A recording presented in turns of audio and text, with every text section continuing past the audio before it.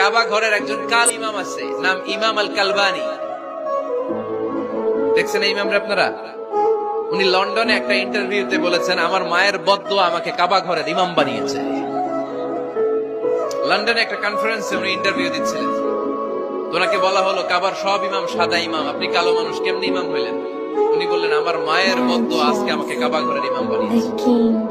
উনি বললেন, আমি ছোট্টবেলা অনেক বদের হাট দিছিলাম, আমার মতো দুষ্ট আমার এলাকায় কোনো ছেলে ছিল না।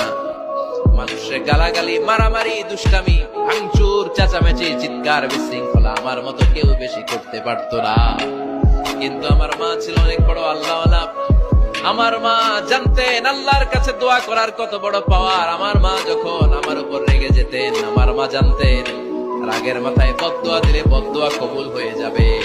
এজন্য যখনই আমি বেশি দুষ্টামি শুরু করে দিতাম, আমার